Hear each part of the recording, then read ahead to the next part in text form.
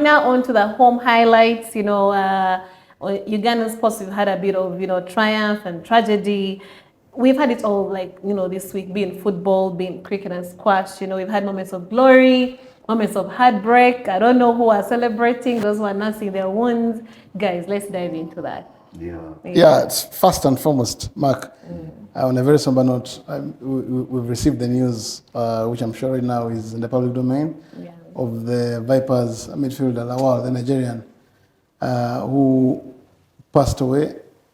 The circumstances under which he passed away are still unclear. Yeah. Initially, there were reports that he had been knocked in a boda accident. Investigations eventually proved that that was false news. Apparently, he fell from a building. Third floor, and we don't know what is what. Yes.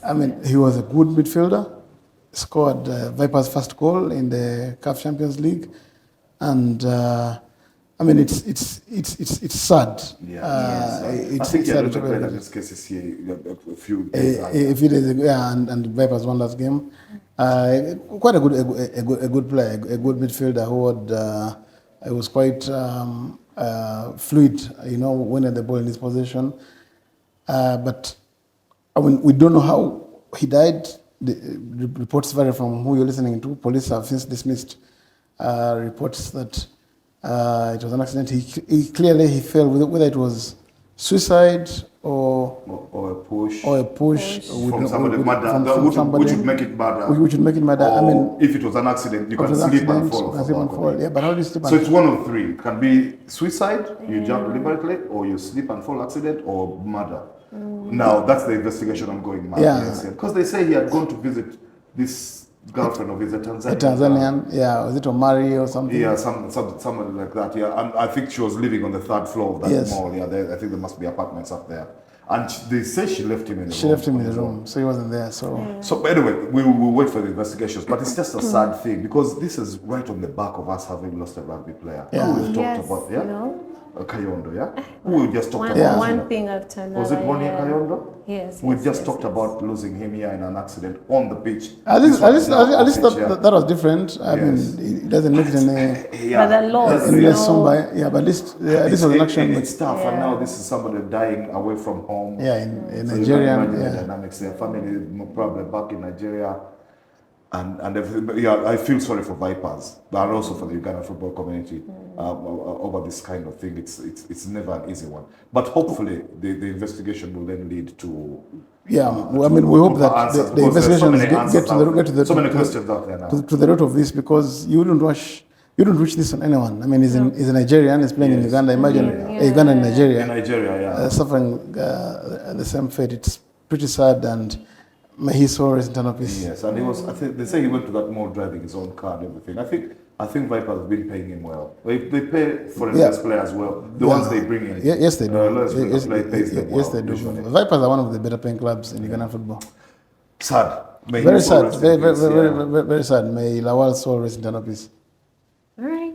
Yeah, so you said we have cricket as well. Cricket. I think on the cricket, because we're talking about the Silverbacks and the Gazelles, and then of course back with the golf exploits here. First of all in the Pearl here, and then away in the Magic Open. But in between there, our cricket guys were also doing wonders. Quietly away from home, they went to Hong Kong. Okay. We have what we call the ICC World Cricket Cup Challenge B League.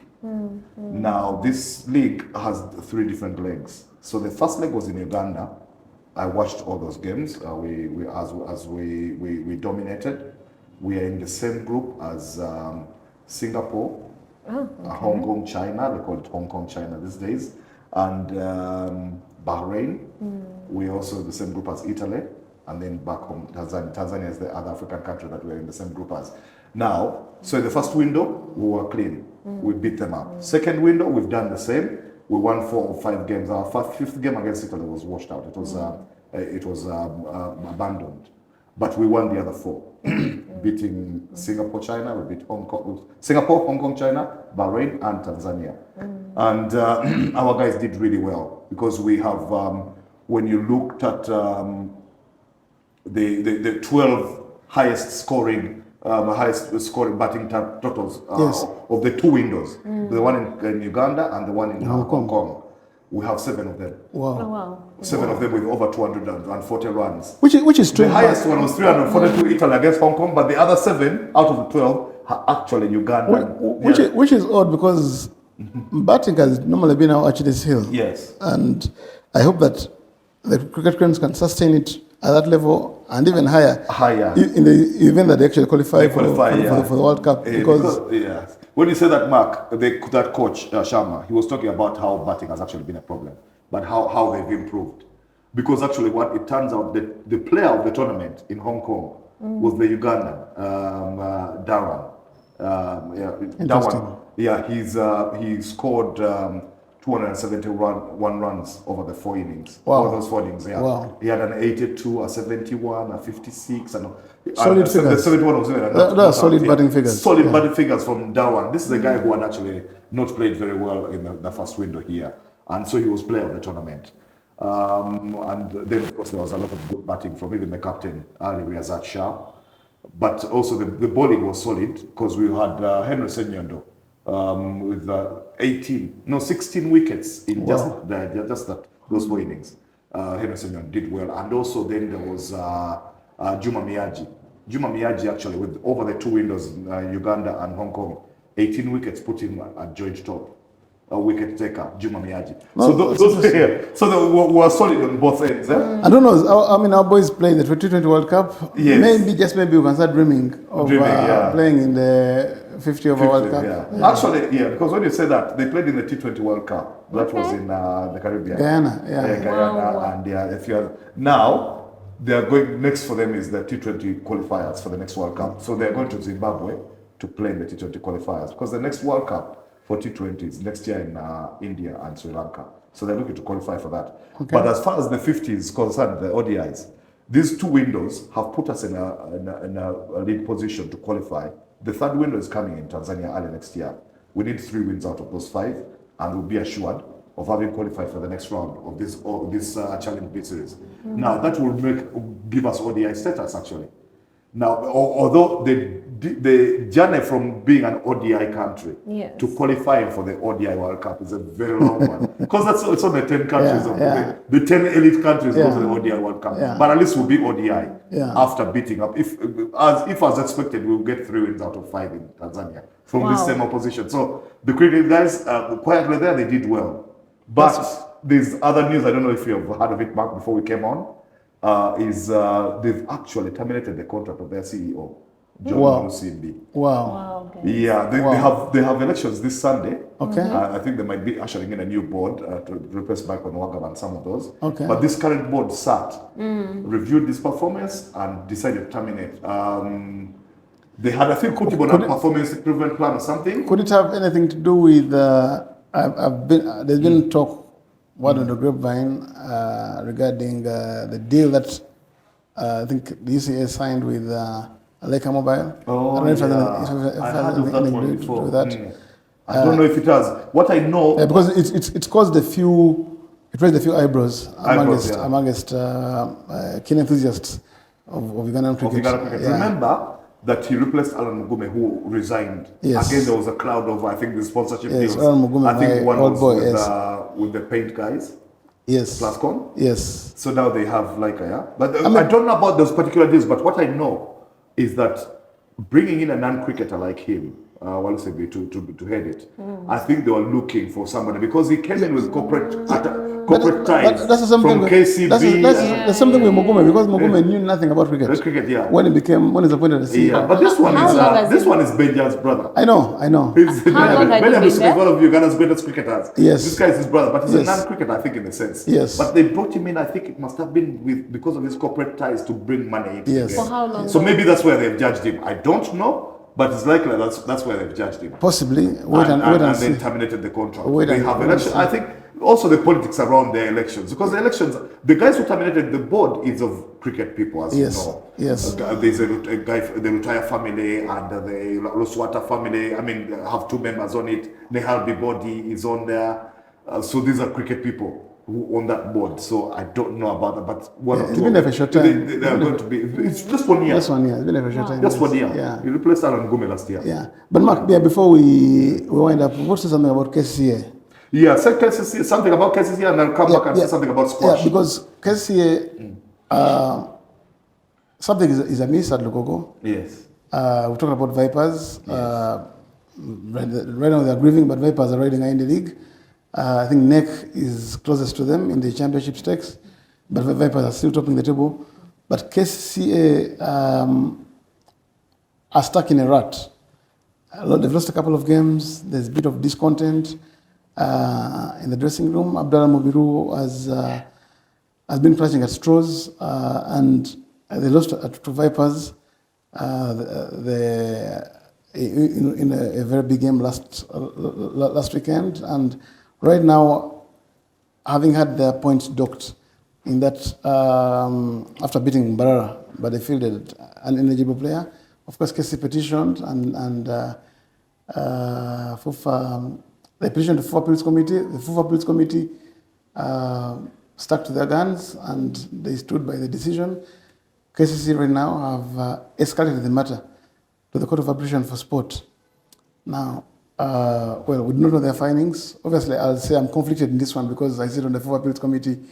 But obviously, there is a bit of a turmoil with the club right now, and the future of Abdullah Mubiru is being discussed because KCC have projected themselves as the go-to club, as the most professional club in the country. And having gone trophyless for a couple of years, they're not in the championship frame this year. No. Make no mistake about it. And after the monies, the kind of players they've recruited, they think they should be competing for titles. So something is amiss at Lugogo. Yeah, I think Mubiru might be the one to pay the price, unfortunately. I don't know though if I think it probably goes beyond the coach. The issues that they have look like they go beyond their coach. But wait, we will keep our eyes on that one. Interesting though, Mark, that NEC have put together a run of sending Balangu, and ironically NEC are using KCC as their home ground. So the trophy, who knows, could stay at Lugogo, but with a different club. Different club. Just like KCC won the title at Lugogo last season. But Balangu has done a good job. He's signed a couple of players, experienced players, the Paul Muchurezis and Rothemio Cromwells of this world, and they've given that team a bit of grit, and they're getting the result there. I think Balangu has got a lot of support from the club hierarchy. And the club hierarchy being backed by a bit of money. So there's stability from the establishment. I think, and also for the league. I mean, it wouldn't be an entirely bad idea for a new name to add this name in the championship stakes. I don't know. Outside of Vipers. And I know. Ultimately, though, I still think somehow Vipers will find a way. I think so. Because last year, what you're talking about NEC doing now, Bull actually did last season. Yeah. And for a moment there, I thought Bull might be champions and give us a fresh. Yeah. But someone Villa came from whatever they did. Yeah. And actually won the title, so it went back to actually, and NEC can do what Bull did the other year and what Shah did last year in the cup. Yeah, but it's a lot harder in the league over 30 games. We'll see. Okay. Yeah. So then the squash, The reason I wanted to talk about squash is because we had a big tournament in Uganda. I like the fact because we are in the period where we are doing all this infrastructure, building of infrastructure and everything.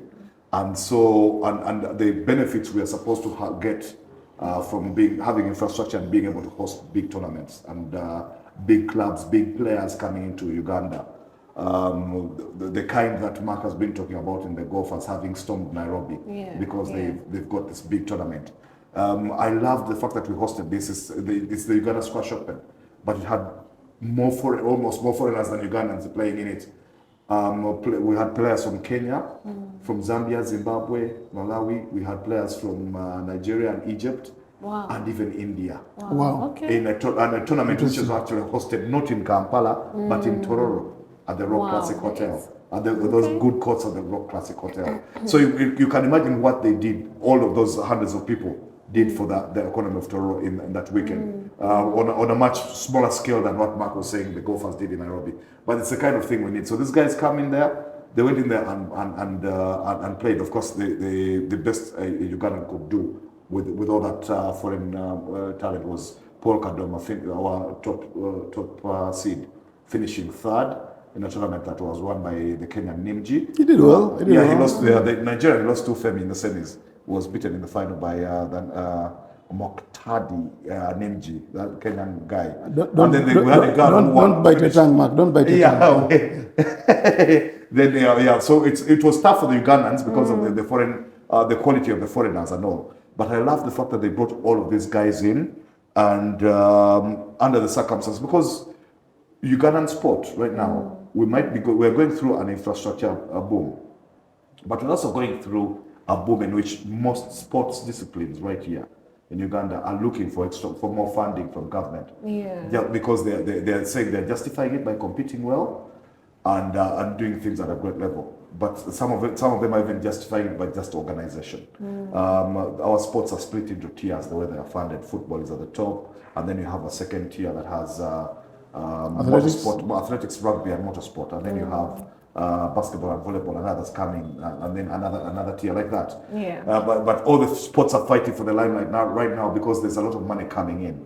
Actually, this period has had all the success. We are talking about basketball, cricket, badminton. The other day we talked about it in the last episode. Even golf, squash and all, golf.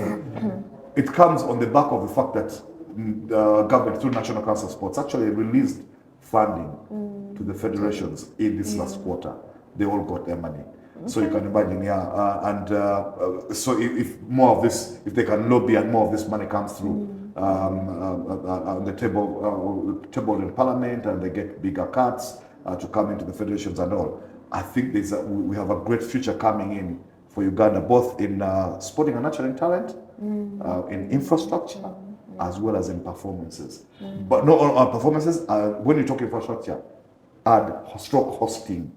Because we need to bring, like Mark was saying, we need to bring the DP World Tour event here to Chigo. We need to bring the Afrobasket we're talking about, we need to bring it here. We are bringing the AFCON here in 2027 and the CHAN later this year. We need to bring, for this different sports disciplines, let Africa come here. Let the world come to Uganda. The same way